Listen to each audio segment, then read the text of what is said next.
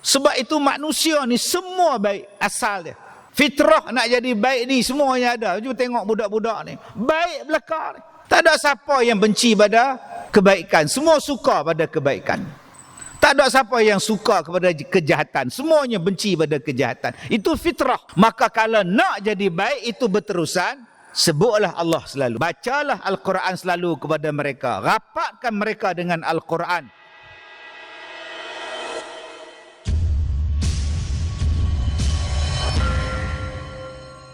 Assalamualaikum warahmatullahi wabarakatuh. Bismillahirrahmanirrahim. Alhamdulillahi rabbil alamin. Wassalatu wassalam ala rasulillah wa ala alihi wa ashabihi ajma'in. Kita mulakan dengan membaca Ummul Quran Al-Fatihah. A'udzubillahi minasyaitonirrajim. Bismillahirrahmanirrahim. Alhamdulillahi rabbil alamin. Ar-Rahmanir-Rahim. Maliki yaumiddin.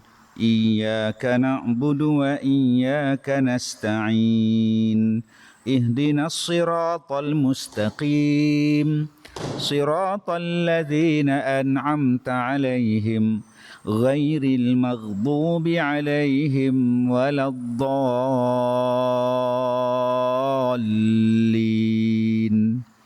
Amin. Alhamdulillah. Okey, adik-adik cuba baca Al-Fatihah ramai-ramai, ustaz dengar. 1, 2, mula.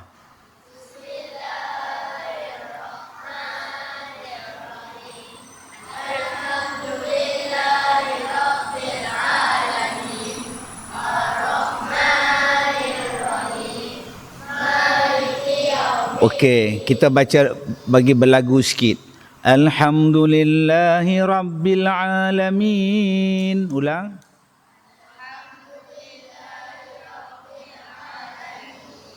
Ar-Rahmanir-Rahim. Okey, nanti tersambung lagi ya. Baik, insya-Allah tuan-tuan yang saya muliakan, kita akan memetik daripada surah Abasa juzuk yang ke-30.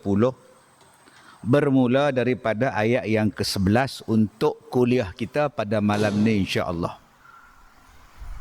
A'udzubillahi minasyaitonirrajim. Kalla innaha tadhkirah.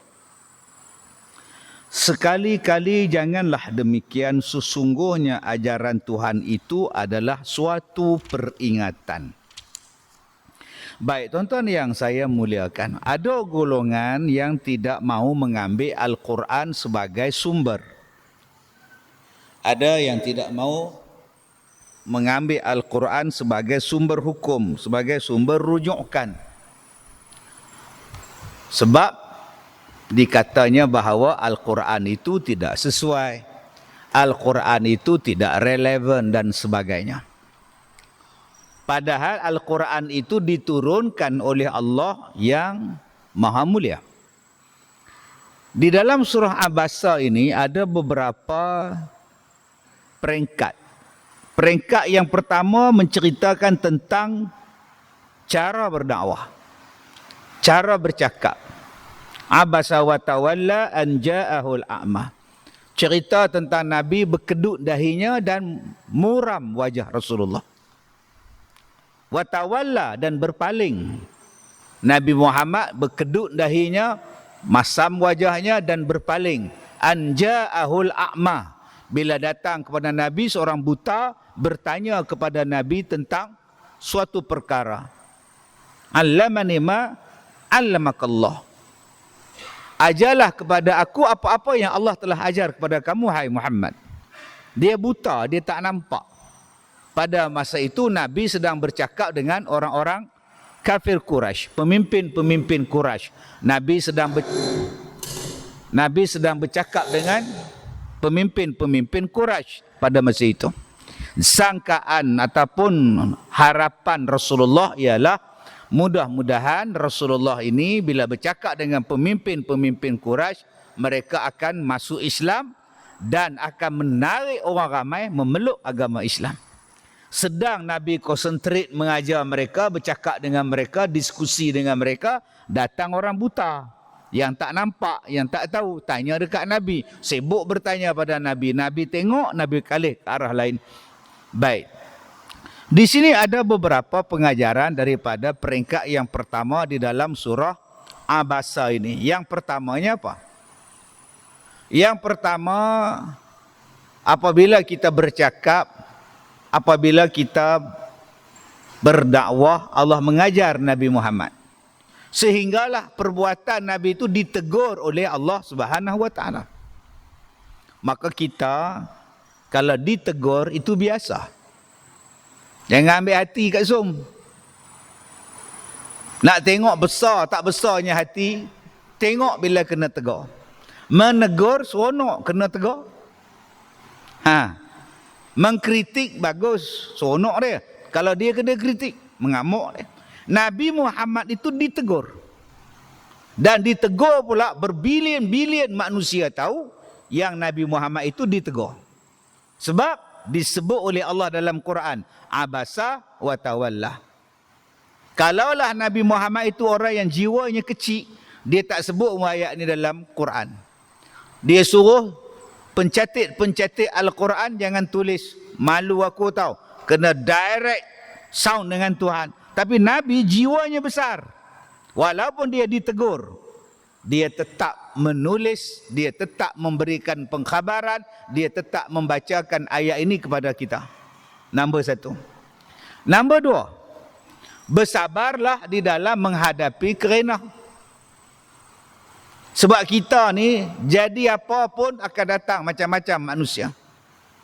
Macam-macam perangai manusia. Maka bersabarlah, jangan cepat sentap bahasa kita. Jangan cepat menjadi tisu. Tahu hati tisu? Sentap saja, relax, tenang. Nombor tiga, diajar kepada kita dalam surah Abasa bagaimana kita ni kena menghormati orang. Sebab kadang-kadang kita tak tahu IQ dia lain. Keupayaan dia tak sama dengan kita. Kalau kita nak jadi orang yang bagus, layanlah orang mengikut IQ seseorang. Anak-anak kita ni lain IQ daripada kita.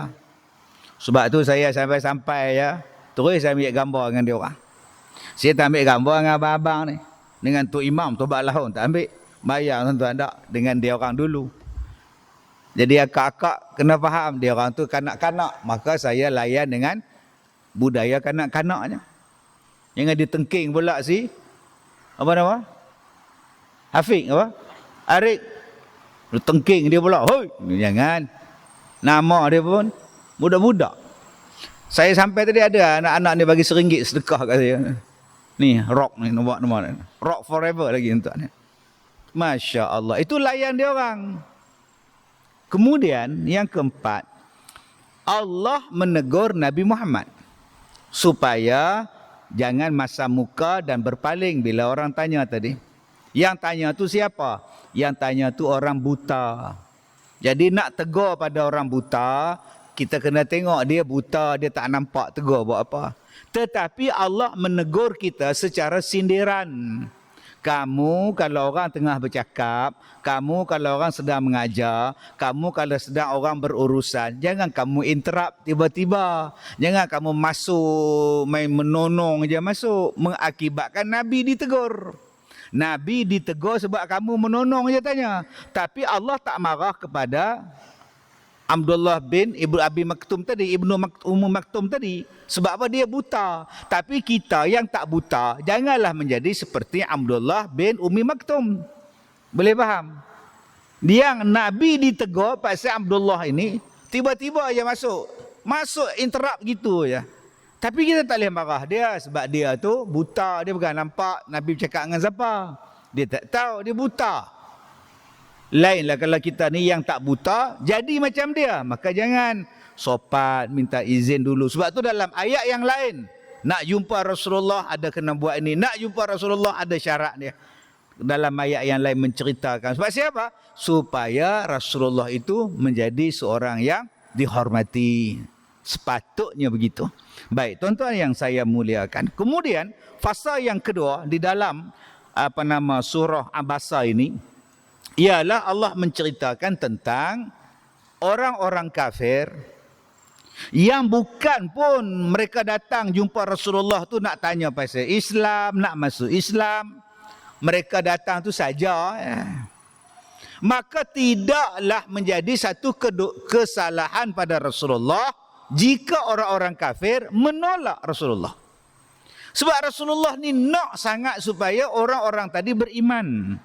Rasulullah susah hati, Rasulullah sedih kalau mereka tak beriman. Nabi nak sangat mereka ni beriman.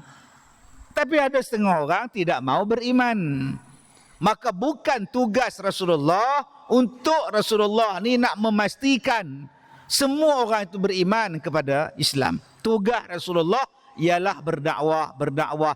Mereka tak mau ikut, nak kata apa? Ditutupnya telinga, ditutupnya mata, tak mau tengok kebenaran. Nak kata apa? Nabi Muhammad cuma pemberi peringatan. Nabi Muhammad pembawa berita gembira. Namanya apa? Rasul. Namanya apa? Rasulullah. Tugas dia hanya Rasul saja. Tak lebih daripada itu. Yang ketiga, fasa yang ketiga dalam surah Abasa apa dia?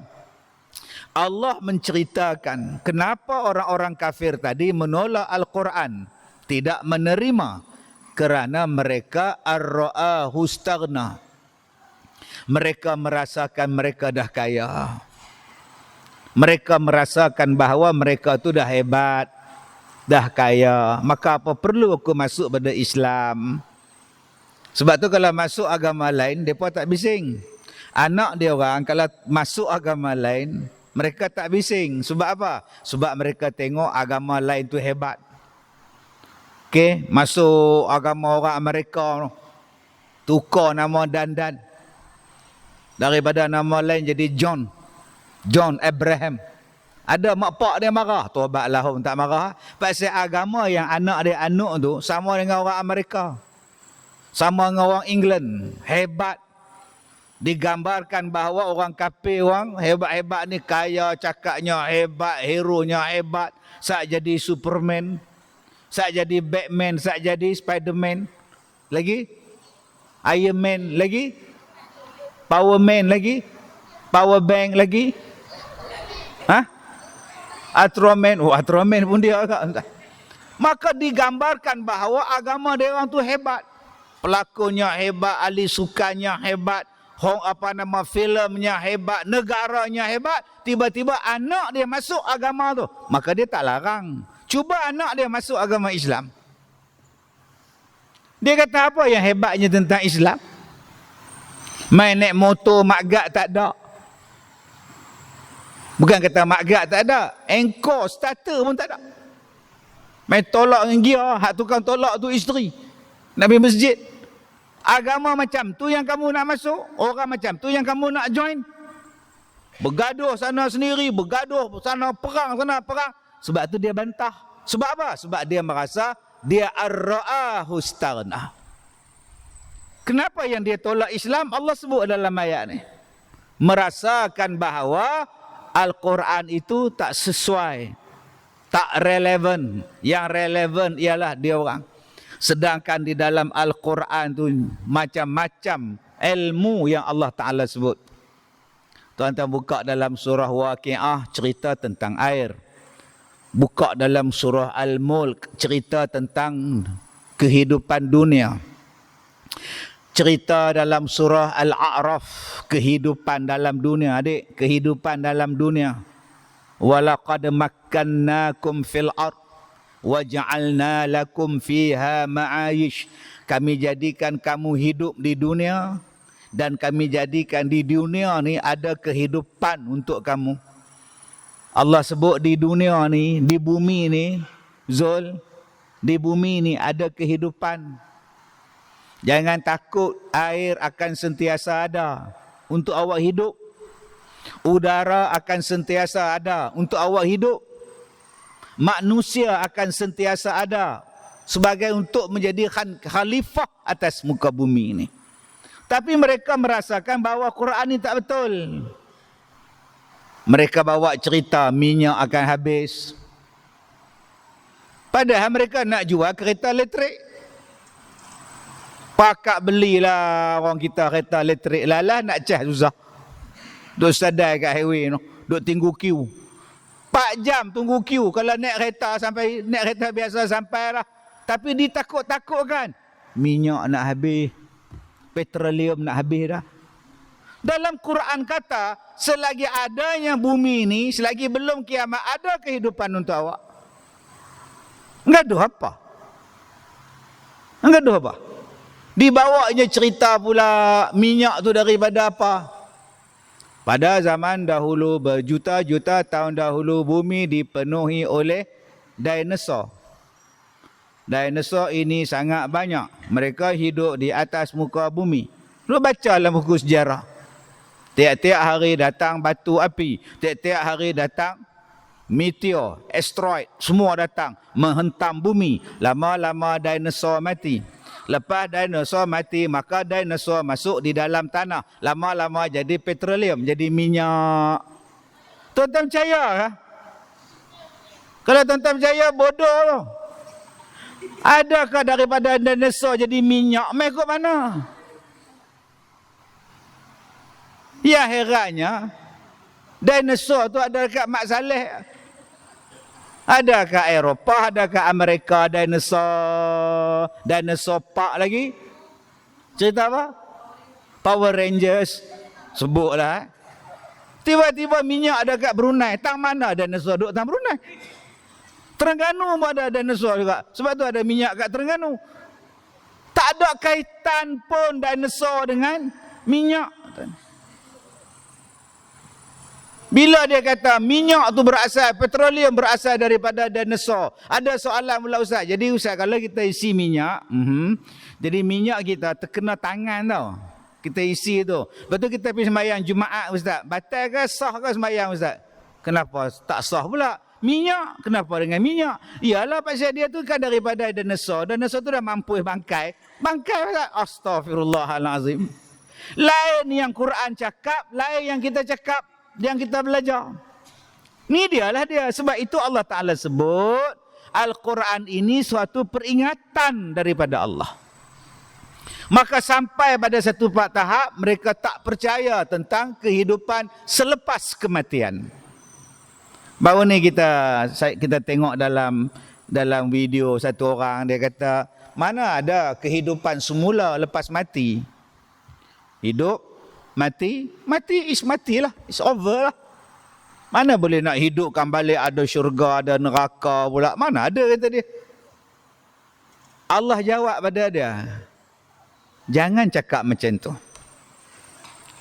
Allah ni dalam ayat yang keseterusnya, ayat 12, 13 sampailah ayat yang ke-16, 17, Allah cerita tentang kehebatan Al-Quran. Ayat yang ke-18, 19, 20, Allah cerita asal usul manusia.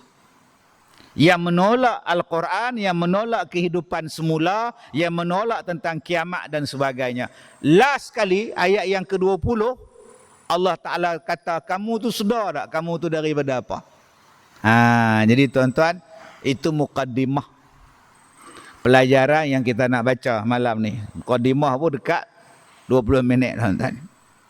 Yang kita nak ambil daripada surah Abasa ialah pada ayat yang ke-12. Al-Quran ini apa? Allah kata Al-Quran ini kalla innaha tazkirah. Sesungguhnya. Kalla. Jangan kamu mengabaikan Quran. Ayat sebelum dia. Jangan kamu mengabaikan Al-Quran. Kalla, sekali-kali jangan. Innaha tazkirah. Sesungguhnya Al-Quran ini adalah peringatan daripada Allah. Faman sya'a zakarah. Barang siapa yang mengkehendakinya, tentulah dia memperhatikan Al-Quran. Baik.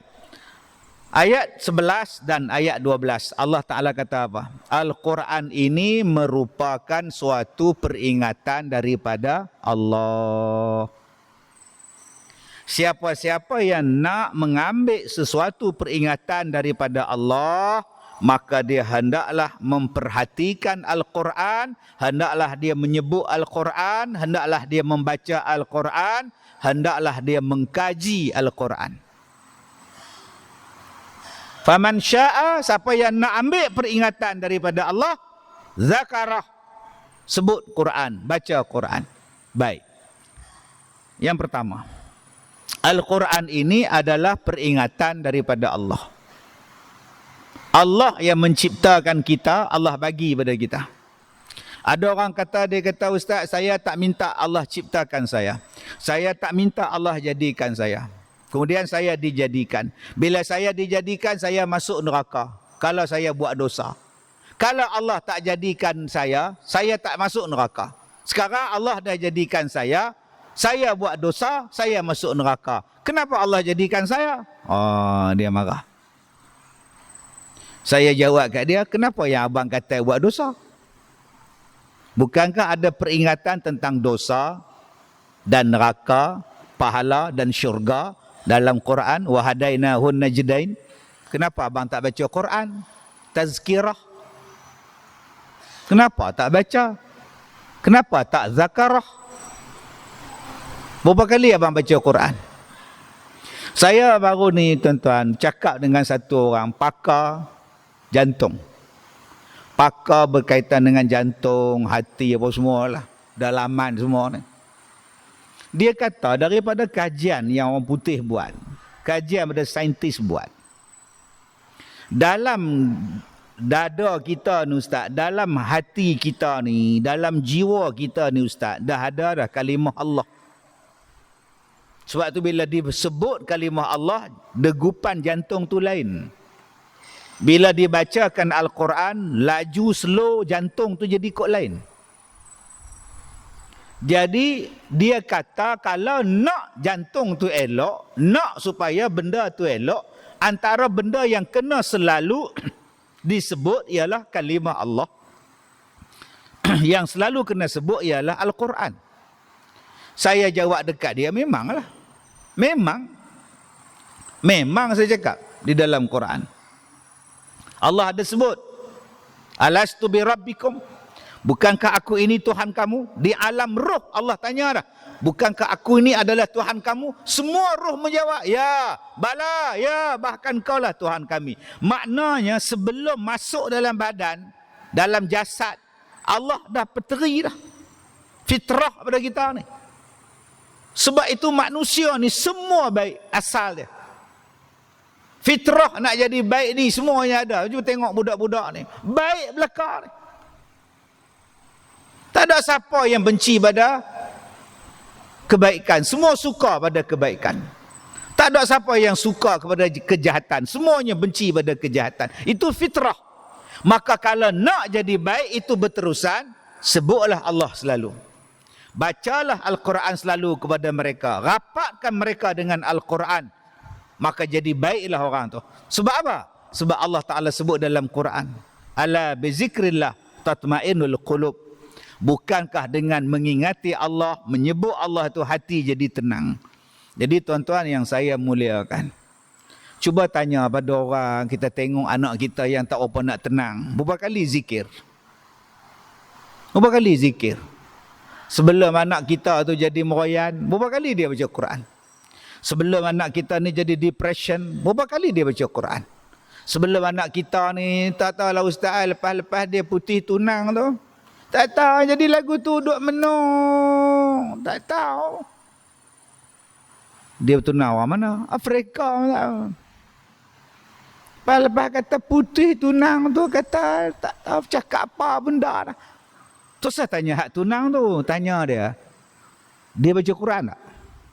Dia berzikir tak?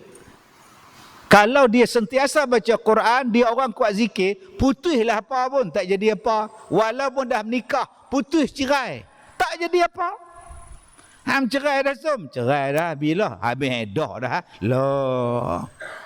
Tak habak pun, habak siapa? Tak ada bedah nak habak kat apa akan bagi nafkah kat aku. Loh, nampak hang senyum relax je. Minggu depan nak menikah lain, patutlah relax tuan. Minggu depan dapat pula dah. Cuba tengok orang yang bercerai mati ke apa, relax je, hidup dia tenang je. Waktu laki dia mati pun dia tenang je. Tak ada nak teriak, tak ada nak pengsan, nak meraung. Tak ada duk tepuk kepala, tak ada lagu tu lah. Cuba tanya dia berapa kali dia baca Quran. Quran tu kawan dia, zikir tu kawan dia, Allah tu sebutan pada dia. Maka datanglah ketenangan kepada dia. Maka bila kita ni jadikan Al-Quran sebagai peringatan, zakarah, faman sya'a zakarah. Siapa yang nak ambil Al-Quran, maka hidup dia akan jadi tenang, hidup dia akan jadi tenteram, jiwanya akan jadi baik. Kerana apa?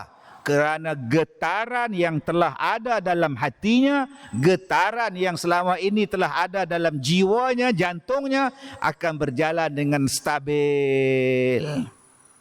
Dia akan jadi yang terbaik. Baik, tuan-tuan yang saya muliakan, Al-Quran ini apa? Yang pertama, Allah kata peringatan daripada dia. Kalau nak selamat, engkau ambil Al-Quran. 2, kata Allah, fi suhufim mukarramah, berada di dalam kitab-kitab yang dimuliakan. Marfu'atin mutahharah, fi suhufim mukarramah. Suhuf maknanya lembaran. Berada pada lembaran-lembaran yang dimuliakan. Al-Quran berada pada satu tempat, lembaran-lembaran yang dimuliakan. Apa makna lembaran-lembaran yang dimuliakan? Yang nak pegang dia ada syarat dia. Bukan boleh main pegang Quran ikut saja ya. Sebab tu baru ni saya tegur satu jawatan kuasa masjid. Dia tulis dekat apa nama pintu pagar dia, dekat pagar tembok tu, tempat melupuskan Al-Quran lama. Pihak kami menerima Al-Quran lama, braket buruk daripada tuan-tuan untuk kami lupuskan. Sila hubungi nombor tentera. Saya cari nombor tu. Ingat ni sampah ke? Tempat pelupusan sampah. Bahasa pada Quran tu, tempat pelupusan sampah, kita boleh panggil pelupusan. Al-Quran jangan duk panggil pelupusan. Bahasa mulia untuk Quran. Allah sebut mulia tu, fi suhufin mukarramah marfu'atin mutahharah. Allah sendiri muliakan. Mai pada kita ni tempat pelupusan sampah, Al-Quran lama, braket, stroke, buruk. Mana ada Quran buruk? Quran adalah Quran. Yang lama tu buku dia, naskah dia, kertas dia. Tapi tulisan dia, bacaan dia, bunyinya berada pada satu tempat yang dimuliakan. Maksud dimuliakan itu apa? Tak ada siapa boleh kelentong. Tak ada siapa boleh kelentong. Tak ada siapa boleh cilok Al-Quran. Tak ada siapa yang boleh tiru Al-Quran. Tak ada siapa yang boleh tipu Al-Quran. Tidak ada perubahan daripada zaman dulu sampai sekarang, sampai bila-bila Al-Quran macam itulah. Orang Negro membaca yang sama, orang Cina baca yang sama, India baca yang sama, Melayu baca yang sama, Mak Saleh baca yang sama, Arab baca yang sama. Fi suhufim mukarramah, dimuliakan dia. Kalau berlaku sesuatu silap, mesti, saya gunakan perkataan mesti, orang akan tahu. Sebab Allah sebut dalam Quran, inna nahnu nazzalna zikra wa inna lahu lahafizun. Sesungguhnya kamilah yang menurunkan Quran dan kamilah yang menjaga Al-Quran. Orang nak menghina Quran macam-macam. Ada yang letak di kasut, akan diketahui manusia. Ada yang ambil Al-Quran, pergi letaknya lapik kaki, akan diketahui oleh manusia. Tak ada siapa yang boleh hina Quran macam itu. Kalau ada orang buat, pasti orang akan tahu. Malah kalau satu huruf tertinggal dalam Quran, dicetak Al-Quran, satu huruf tertinggal, pasti akan orang tahu. Kalaulah satu baris, sepatutnya baris di bawah, ada yang menulis baris di atas, mesti akan orang tahu. Sebab Sebab Allah Ta'ala kata kami menjaga Al-Quran. Tuan-tuan yang saya muliakan, sepanjang saya belajar dulu masa di Mahat Tahfiz, guru saya tu, pengetua saya tu adalah ketua lajnah penulisan Al-Quran, Lembaga Pentashih Al-Quran Malaysia. Di bawah dia semua qori-qori, bawah dia semua hafiz-hafiz. Guru saya ni atas sekali, pengetua dia atas sekali, bos dia. Nak dapat Quran, lesen mencetak Quran, kena dapat daripada lajnah ni. Lulus Quran ni baru hantar ke Kelang cetak. Jadi siapa tukang semak dia? Semua tok syekh ni, ada berapa puluh orang, dekat 30 orang. Di bawah dia tu pula ada berapa ramai pula orang nak cek tu. Jadi kami bila dapat saja, tok guru kami ni, ustaz kami ni, dia panggil, okey, ni Quran yang baru nak dicetak, tolong semak. Pakat duk kaji daripada muka satu ni sampai muka belakang. Baris betul tak betul, hang baca, tengok. Silap satu je tuan-tuan, boleh tahu. Baris silap saja, tanwin silap saja kita boleh tahu. Itu baru satu orang cek, duk ada berpuluh-puluh orang cek.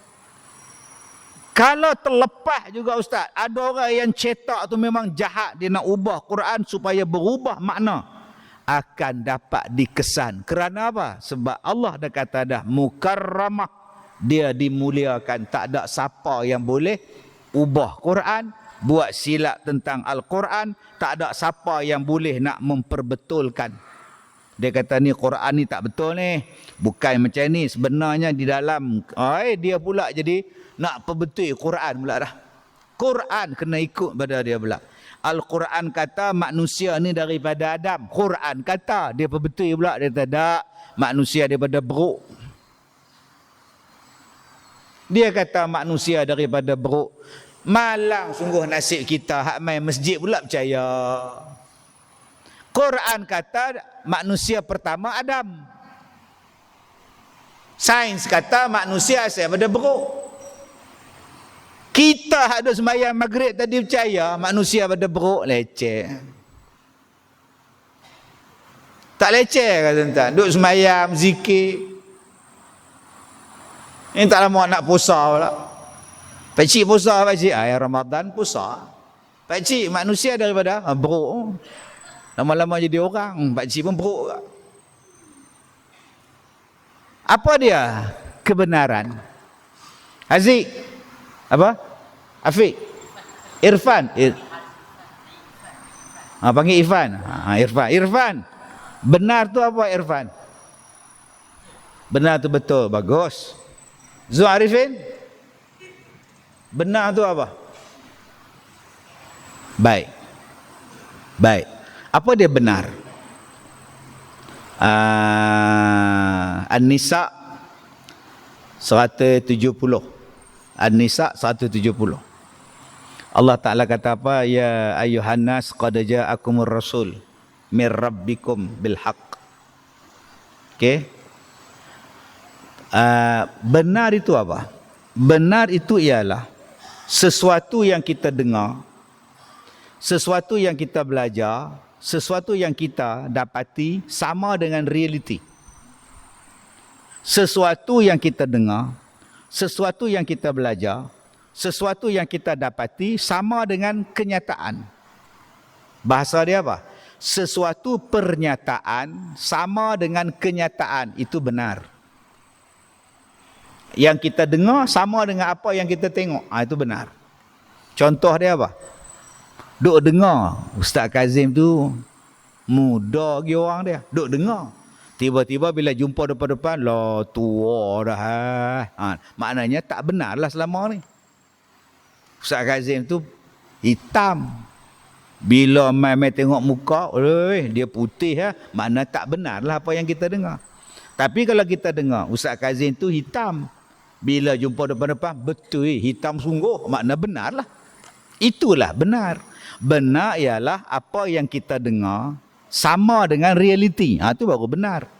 Kalau apa yang kita dengar tak sama dengan yang kita jumpa, itu bukan benar. Apa yang kita dengar?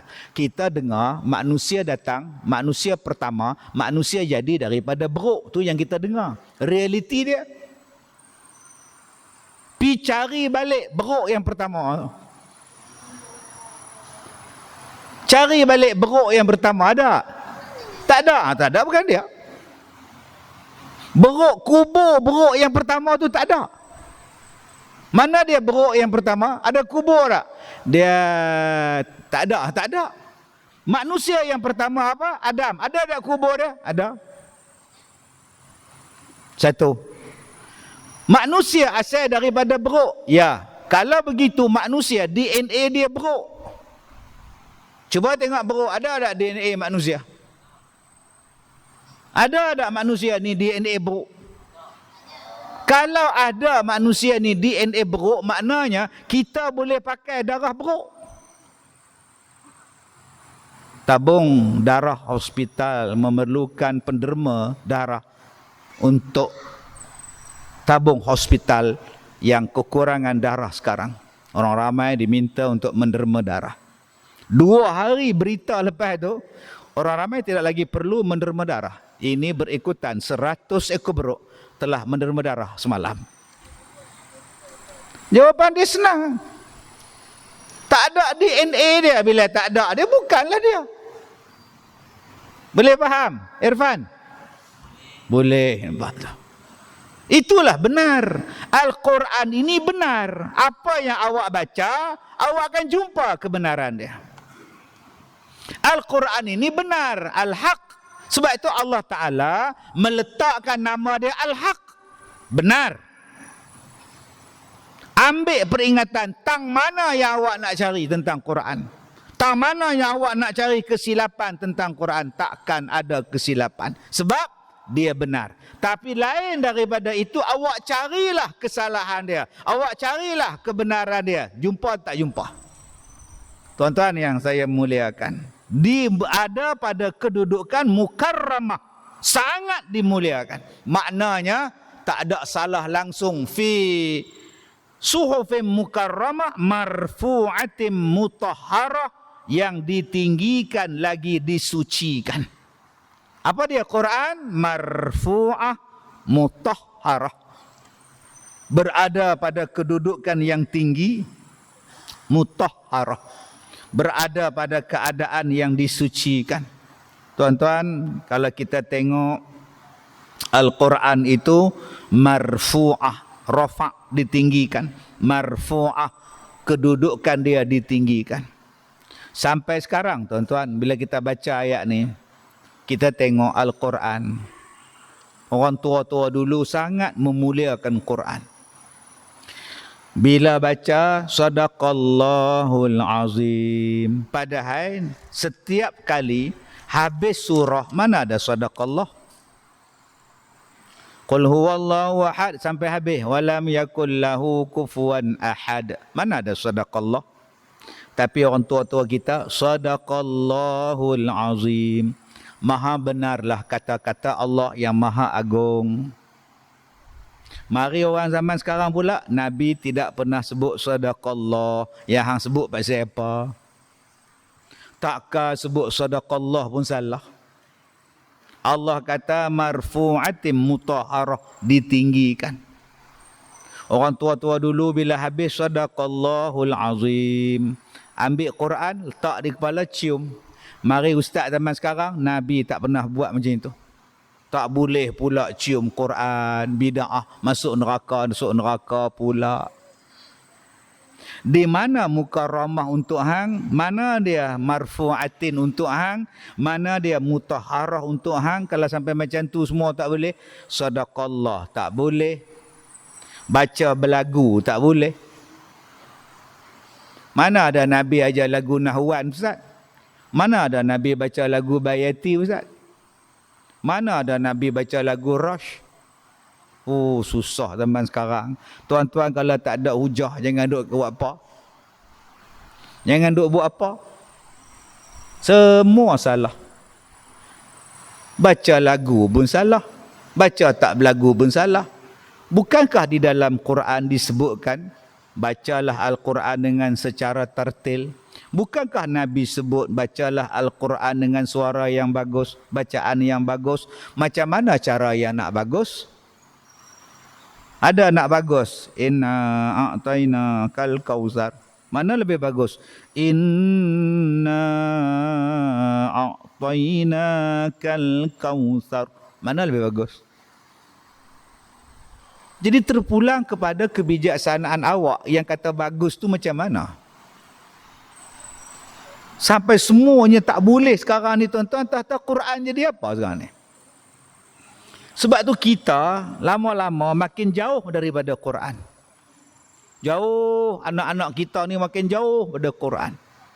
Zaman kita dulu elektrik tak ada. Zaman kita dulu rumah pakai gasolin, pakai pelita.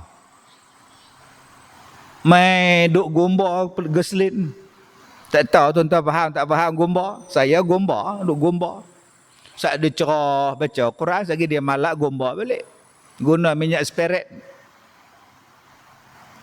Tapi masa itu orang datang berkeliling lampu untuk baca Quran. Orang bawa pelita pergi rumah ustazah, tok guru baca Quran malam-malam. Budak-budak besar ni lampu jalan tak ada. Tak ada lampu jalan, lampu elektrik, tak ada, bawa pelita. Tapi Quran tu dengar daripada rumah Haji Dolah, rumah Usop, rumah Usin, rumah Kak Jah. Dengar budak. Bismillahirrahmanirrahim. Dulu.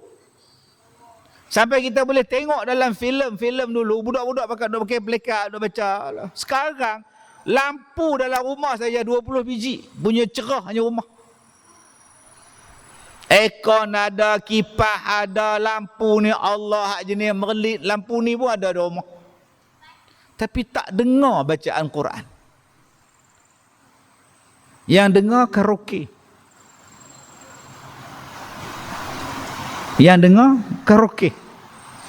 Sebab kita tak pernah dengar ustaz kata berkaraoke tu bid'ah masuk neraka. Yang kita dengar sadaqallah masuk neraka. Yang manusia duk sibuk cari sekarang bukan Quran. Yang manusia sibuk cari sekarang duit. Lepas dapat duit, yes. Yes, dapat gaji. Yes, cium duit. Tak ada ustaz yang kata cium duit bid'ah. Tapi ada ustaz yang kata cium Quran bid'ah. Maka manusia pun sibuk cari duit, lupa pada Quran. Jadi tanya balik pada ustaz-ustaz yang duk mengajar bid'ah ni. Hang ni mengajar apa? Hang nak mendekatkan orang dengan Quran, kau nak menjauhkan dengan Quran? Takut kita tengok zaman sekarang ni tuan-tuan ni. Lama-lama Quran tu tak menjadi satu kemuliaan. Sedangkan dalam ayat ini Allah Ta'ala sebut marfu'atin mutahharah. Sudahlah dia yang berada pada kedudukan yang tinggi dan dia bersih pula. Bersih belakang. Yang keseterusnya kata Allah bi'aidi safarah, di tangan para penulis. Al-Quran ini berada dalam kedudukan tinggi, bersih, mulia di tangan siapa? Bi'aidi safarah, di tangan-tangan safarah. Apa yang kita faham dengan safarah? Yang pertama, orang kita faham dengan safarah seperah. Tu duk hidang nasi. Dulu-dulu kalau mai rumah kita, tetamu jamu nasi duduk sila atas lantai. Boh saprah ada bunga 2-3 kuntum. Boh nasi, boh pinggan pula cap Cina kat tebal warna putih. Oh seronoklah duduk sila lah makan. Sekarang nak jumpa saprah pun susah lah. Semua makan atas meja kerusi, mai caterer pula tak ada lah. Mai shell out pula lagi tak ada saprah. Mai gulung tu lipat buang tu. Dulu saprah. Tuan-tuan jangan faham saprah tu macam kita duk baca ni BID safarah. Safarah, ulama-ulama tafsir kata yang pertama safarah tu ialah para malaikat yang mencatat, yang menyemak, menyalin Quran. Ada malaikat yang menulis dia. Ada malaikat yang mencatat, menulis Al-Quran. Malaikat itu dipanggil apa? Safarah. Yang menghubungkan di antara Allah dengan manusia dipanggil apa? Safir. Tuan-tuan, safir ni apa? bukan musafir. Safir ni maksudnya ialah saya dengan Tok Imam, kami tak ngam. Tok Imam A, saya B. Tok Imam A, saya B. Tim, ada tim, tak ngam. Jumpa tak tegur, salam tak nak. Datang Tok Bilal mendamaikan Tok Imam dengan saya. Tok Bilal tadi dipanggil apa? Safir. Dia menghubungkan hubungan kami. Nama dia apa? Safir. Kalau banyak yang menghubungkan, nama dia apa? Safarah. Maka ulama tafsir kata menghubungkan antara Allah dengan makhluk melalui perantaraan para malaikat yang mencatat. Nama dia apa? Bi'aidi safarah. Malaikat yang membawa Al-Quran yang menyampaikan kepada manusia. Pada Nabi Muhammad sallallahu alaihi wasallam, Al-Quran berada pada tangan mereka, menyalin tadi. Safarah yang pertama makna dia. Yang kedua, apa makna safarah? Safarah maknanya ialah penulis-penulis wahyu yang ada di zaman Rasulullah. Yang bila Nabi dapat wahyu, Nabi suruh dia orang tulis. Nabi suruh mereka tulis. Maka dia orang ni juga dipanggil sebagai safarah. Ada berapa orang Ustaz? Ada lebih 40 orang penulis wahyu. Yang paling terkenal siapa Ustaz? Yang paling terkenal Ali bin Abi Talib. Siapa lagi penulis wahyu Ustaz? Ubay bin Ka'ab. Siapa lagi penulis wahyu Ustaz yang terkenal Ustaz? Muawiyah bin Abi Sufyan. Ini adalah penulis-penulis wahyu yang lebih 40 orang yang dipanggil sebagai safarah, menulis dan mencatat Al-Quran. Okey, ada dua pendapat ni Ustaz. Mana yang lebih tepat Ustaz? Ulama-ulama tafsir. Jumhur mengatakan bahawa safarah itu ialah para malaikat yang mencatat Al-Quran. Kerana apa Ustaz? Kerana dia ambil daripada ayat yang ke-16. Kiramim bararah.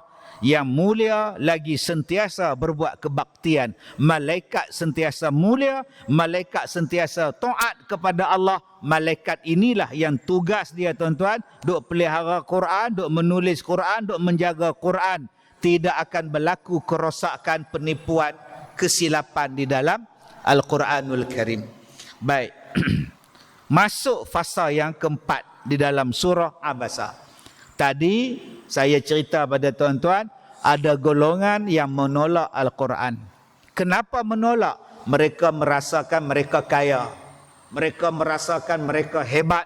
Lebih pandai daripada Quran. Lebih hebat daripada Nabi Muhammad. Tolak Quran. Maka Allah cerita, Al-Quran itu apa? Al-Quran itu mulia, Al-Quran itu berada pada suhufif yang terpelihara, Al-Quran itu peringatan daripada Allah, Al-Quran itu ditulis para safarah yang mulia. Maka Allah mula menceritakan siapa yang menolak Quran. Kenapa yang kau menolak Quran? Allah mulakan pada ayat yang ke-17. Qutilal insan ma akfarah. Allah marah.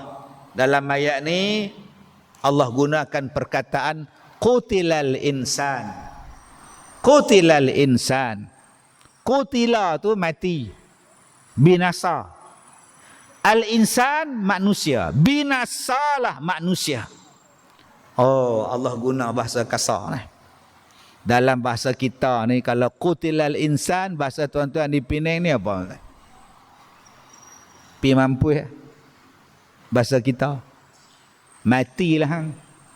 Qutilal insan. Orang Arab kalau dia marah, dia guna perkataan qutilal insan. Okey. Tuan-tuan kalau pi ke Mekah, tiba-tiba orang Arab kata qutilal insan. Amin, amin, amin. Ya Allah, ya Allah. Halal, halal. Eloklah. Dia kira halal ya haram, halal ya haram tuan-tuan. Padahal dia duk maki kita. Ni perangai kita ni asal Arab je doa tu. Padahal dia cakap Arab. Yang kita pula amin, amin. Dia duk cakap Arab. Kita duk perasan dia duk doa. Saya duk tengok ada lagu-lagu dari Lebanon. Lagu orang Arab. Orang kita buat qasidah ada tak? Padahal itu lagu cinta. Lagu Frah dengan Pak Wo tak datang Frah. Kita pula tu dia duk cerita Allah duk gitu. Astagfirullahalazim. Hang ni apa? Yang bukan-bukan. Dulu lagu buka puasa tu, lagu buka puasa. Teng teng teng teng neng neng neng. Neng neng neng neng neng neng neng neng neng neng neng neng neng neng neng neng. Binti Salabiyah. Tu cerita Pak Wa dia hilang, lari balik, tak bercinta dengan dia. Yang kita pula ni lagu larak. Oh, sudah entah. Ni pun parah agak ni. Qutilal insan menggambarkan satu perkataan binasalah mereka. Binasalah manusia. Oh Tuhan. Bayangkan tuan-tuan kalau mak kata pada kita. Mak kata kat kita, likuklah hang, mampuilah hang. Oi kalau mak kita kata apa jadi? Menega apa pun tak jadilah. Nak nikah lah, tak bahagia lah apa. Oi kalau mak kata macam tu, mak jangan kata lagu tu mak. Oi dia anak mak. Kalau anak aku dia tak lawan aku Oh memang marah. Mak kata pun kita susah hati, mak kata pun kita takut. Bayangkan yang kata tu ialah Allah. Bayangkan yang kata tu Nabi Muhammad. Kita ni kalau curi kasut orang, dia pakai kasut bata, kita bawa balik kasut dia. Orang yang hilang kasut tu kata, malam ni aku baca Yasin, tengoklah. Siapa yang ambil kasut aku tu, aku baca Yasin malam ni. Kawan tu dia pakai, duk nak melangkah keluar pintu pagar tu. Patah balik dia. Patah balik, tinggal balik kasut tu. Ambil lah ke hang. Kasut bata pun kira. Kira lah aku beli, aku nak balik pakai kaki ayam. Siapa? Kita kalau dengar malam ni aku baca Yasin, kembung perut hang, kembung perut. Malam ni aku semayang hajat, kembung perut. Oh jaga tuan-tuan. Tambah dia kata pula, aku baca Yasin, tengoklah siapa yang buat ni kena sambal peti, sambal peti. Manusia kalau bercakap macam itu pun kita takut kalau kita buat zalim pada dia. Sebab doa orang yang dizalimi mustajab. Bayangkan Allah yang sebut, qutilal insan, binasalah manusia. Kenapa? Ma akfarah, atas apa-apa yang mereka kufurkan. Atas apa yang mereka tak percaya dengan Quran, Allah kata qutilal insan, binasalah mereka. Tuan-tuan, kalau kita menolak Al-Quran, Allah Ta'ala sebut binasalah engkau. Ustaz, masa bila kami menolak Quran? Kami baca tak? Bagus. Kami hafal Ustaz. Anak saya 4 orang hafal Quran Ustaz. Bagus. Kami tiap-tiap tahun buat musabaqah Ustaz. Oh bagus. Baru ni kita jadi Johan Ustaz. Pertandingan hafazan peringkat antarabangsa Ustaz. Bagus. Masa bila kami tolak Quran? Allah kata dalam Quran, jangan gaduh. Allah kata dalam Quran, bersatu padulah kamu, jangan bergaduh. Sekarang kamu bergaduh tak? Kamu bersatu tak? Tak kan? Itu dia. Qutilal insan, binasalah engkau. Apa jadi pada kita? Apa jadi pada nasib orang Islam? Di mana-mana pun ada kehinaan. Pilah mana pun ada je masalah. Sebab apa? Sebab kamu tak ikut Quran. Tapi saya baca Ustaz. Memang baca tapi tak ikut. Cuba tengok tuan-tuan hari ni. Yang budak kecil dibunuh. Yang budak besar distreka. Yang cikgu sekolah ditikam pencin. Anak pun ditikam. Yang opah som pula balik pada masjid kena rogol. Opah som tu pakai telekung lawa. Orang ingat muda. Telekung setiapa tu jalan seorang-seorang balik tengah malam. Lah kena rogol. Tu yang pergi hospital, doktor nurse tanya, makcik tak melawan ke? Mula-mula makcik melawan, lama-lama biar api lah. Sudah makcik ni. Yang duduk di rumah kena rompak. Yang rompak sekarang ni tak ada sembunyi dah. 15 orang turun 4 kereta. Bawa parang masuk dalam rumah. Dulu nak rompak ni pakai topi ninja. Topi mesin rumput. Lah nak rompak buka selamba tu. Parang tu dia panjang ni. Yang lawan apa?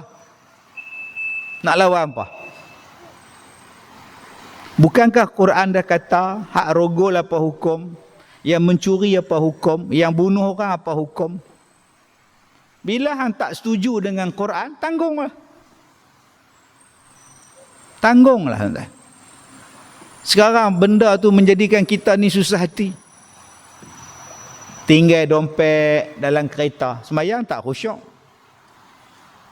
Lupa pula bawa dompet. Pecah kereta aku lagi. Bawa dompet masuk dalam masjid. Buh dalam beg tangan, tak atas sejadah. Allahu Akbar sembahyang. Sujud ada lagi, tengah-tengah duk Rabbi Ghafirli, tak ada dah beg. Kak leha ni.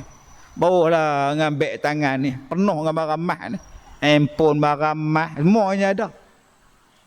Takut tinggallah kereta, tak berani lah orang pecah kereta. Atau awak tak tinggal di rumah, tak berani hari tu maksum, kena orang pecah rumah dia pergi masjid. Orang pecah rumah habis lah, gigi mah dia pun orang ambil. Loh. Tu yang kau awak main ni, tu beg main senang, tapi mana-mana senang. Tengah sujud orang curi. Yang curi tu pula perempuan. Dia curi beg tangan, dia lempak bagi ke anak dia, anak lempak ke pak dia luar. Tu nama dia keluarga sejati. Isteri mencuri, anak mencuri, pak dereba lari terus. Lah hilang kat duit. Cuba tanya Maksum tadi. Oh Kak Som, kalaulah Kak Som dapat orang yang mencuri habis barang Kak Som ni, Kak Som nak buat apa? Kak Som kerak tangan dia. Ram. Kita duk cari duit lama nak pergi Mekah, sat-sat senang-senang ni. Kalau Kak Som dapat, Kak Som kerak dia. Bukankah potong tangan tu Allah sebut dalam Quran? Jarang manusia. Kak Som, kalau Kak Som dapatlah orang yang rompak Kak Som tu, Kak Som nak buat apa? Sampai jatuh motor ni habis, rosak muka ni, seret pula dah, kena ragut. Kak Som kalau dapat dia tu, Kak Som nak hantar dia pergi menjara duduk 3 tahun biar padan muka. Tak ada siapa yang minta macam tu. Semua akan cakap, Kak Som nak heret dia balik kat jalan tu, geram. Kak Som, kalau Kak Som dapatlah orang yang rogo Kak Som tu, Kak Som nak buat apa? Kerak Ustaz, pancung kau lah, sebat 100 kali Ustaz, lempak dengan batu, geram. Jarang kita dapat Kak Som. Kalau Kak Som dapat balik orang yang rogo Kak Som tu, Kak Som buat apa? Kak Som cari dia balik, Kak Som rogo dia pula Ustaz. Astaghfirullahalazim. Ni parah Kak Som ni. Kena bagi nikah cepat ni Kak Som. Tuan-tuan, benda itulah yang ada dalam Quran, fitrah. Maka ayat yang ke-17 ni, golongan yang menolak Quran ni, Allah kata apa? Ayat 18. Hang duk tolak Quran ni pasal apa? Min ayyi syai'in khalaqah.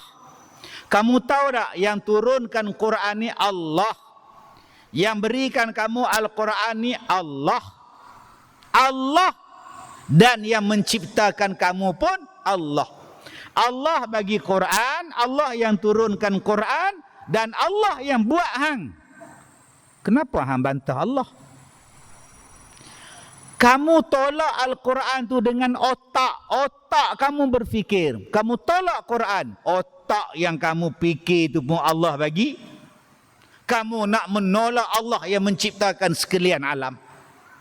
Otak kamu ni pun satu genggam ni saja Allah bagi pinjam. Tiba-tiba kamu gunakan otak kamu tu dengan tipu daya syaitan, kamu tolak Al-Quran. Kamu kata tak sesuai, tak betul. Allah tanya kita, min ayyi syai'in khalaqah, kamu tu dijadikan daripada apa? Min nutfatin khalaqahu faqaddarah, kamu tu dijadikan daripada setitis air yang hina. Kemudian Allah Ta'ala menciptakannya lalu menentukannya, faqaddarah. Allah ungkit balik asal usul kita. Tuan-tuan yang saya muliakan, ada beberapa ayat tentang nutfah, air mani. Air mani itu apa? Air tak laku. Air mani kalau jatuh dekat tanah, tak ada siapa pun itik yang pergi telan. Ayam tak patuk, itik pun tak sudu pada air mani ni. Tuan-tuan di luar masjid tu orang duk menega tu, kebab ada, kacang kuda ada, minyak wangi ada tu di luar tu. Hak jual ayak pun ada, air balang. Ada tak tulis air balang tu, air mani. Air bandung, sirap limau, air apple, air mani. Agak-agak laku tuan-tuan. Maksud nak apa buka puasa ni, ambil air mani yang RM4. Dia cari air tebu. Tak laku pun. Asal kita ni tuan-tuan tak laku. Kalau air mani ni kena pada baju, cepat-cepat tepih. Pi pejabat pula ada pula melekat. Ni air apa ni Mat? Air mani pun. Tu dia ada kikih terus ni. Itulah asal kita. Tiba-tiba dah jadi orang belagak. Dah jadi orang belagak. Dapat kereta sebiji belagak. Dapat cowai pun belagak. Tahu cowai? Air tu, hak sejuk sebelah, hak panas sebelah tu. Dapat mesin cowai pun bangga lah. Belagak ya mat. Senang tak payah jerayak Ustaz. Oi. Macam tu pun belagak dah. Hang tu asal daripada ayat hak tak laku. Allah bagi akal, tapi akal hang guna pada benda hak tak betul. Maka tuan-tuan yang saya muliakan, dalam ayat yang ke-20 Allah Ta'ala kata summas sabila yassara. Bila Allah Ta'ala jadikan kau jadi manusia, Allah permudahkan kepada kau jalan. Kau nak pilih mana? Jalan untuk agama ada, jalan untuk syaitan pun ada. Kau pilihlah. Nak Islam ke nak setan? Ada dua. Nah adik, orang pantun kata apa pantun? Kapal yang hebat, kapal selam. Belayarnya dia di dalam lautan. Kalau nak selamat, ikutlah Islam. Nak sengsara, ikutlah setan. Di dunia memang nampak seronok. Setan duk bagi hias, bagi nampak seronok. Tapi di hari kiamat, silakan. Nak jadi baik pun senang, nak jadi jahat pun senang. Summas sabila yassara. Kemudian kami mudahkan jalan untuk kamu. Siapa kata nak jadi baik susah? Nak dengan tak nak. Siapa kata nak jadi jahat susah? Nak dengan tak nak. Tapi Allah tetap baik dengan kita. Allah bagi hidayah. Kadang-kadang duduk di luar ada hidayah. Kadang-kadang duduk di dalam ada hidayah. Di dalam tu di mana Ustaz? Di dalam penjara. Jangan tuan-tuan cakap orang duduk dalam penjara tu jahat. Jangan kata duduk dalam penjara tu macam Allah kalau dia nak bagi hidayah ni macam-macam cara. Ada orang yang dapat hidayah dalam hospital. Dalam wad dapat hidayah. Ada yang dapat hidayah dalam mesin MRI. Duk masuk dalam mesin MRI tu, dia insaf tu kan. Masuk tu dengan pejam mata, duk 45 minit tu, buka-buka mata, rendahnya. Menjerit dalam tu, nak keluar, takut kubuk. Lepas tu jadi baik tu kan. Ada yang dapat hidayah duduk di luar, mai ke masjid dapat hidayah. Ada yang dapat hidayah duduk dalam penjara. Allah pilih dia duduk dalam penjara, dia dapat hidayah. Sebab tu saya cakap baru ni pada banduan. Ada 3,000 banduan. Besar penjara ni, 3,000 orang. Macam-macam bangsa, kaum, agama ada. Tuan-tuan, saya kata jom kita mulakan dulu dengan membaca Al-Fatihah. Bergema dewan ni orang. Jom tuan-tuan kita selawat tafrijiyah. Allahumma sholli salatan. Bergema dewan tu. Jom tuan-tuan kita baca surah Al-Kahfi 1 sampai 10. Al-Kahfi muhafal, Al-muhafal. Kita ni hak tak masuk penjara, Al-Kahfi pun tak apa. Abang Bidin, kalau rasa-rasa nak hafal surah Al-Kahfi, duduk 6 bulan sana, clear, ambil kursus. Jangan duk kata orang dalam penjara tu teruk. Dia mari saya tengok makcik-makcik ni bahagian ni semua perempuan ni. Saya duk tengok muka depa hak sedih pun ada, hak duk sebek pun ada, semuanya ada. Tak apa pemikiran makcik tadi Kak Sum, Kak Leha ni. Duk tengok muka saya. Yang muda hak tua.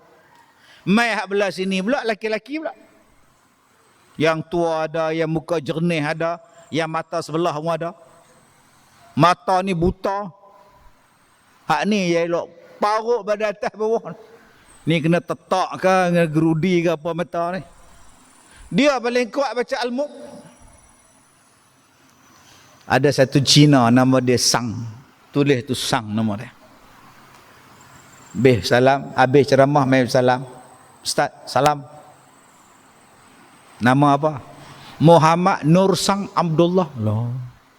Islam di mana? Di sini. Dapat Islam dalam penjara. Kita tak tahu tuan-tuan, Allah Ta'ala bagi hidayah. Dalam penjara tu dia masuk Islam. Tak apa yang dia tengok banduan lain, tak apa yang dia dengar orang cakap, tak apa yang dia tengok banduan ni main semayang ke apa ke.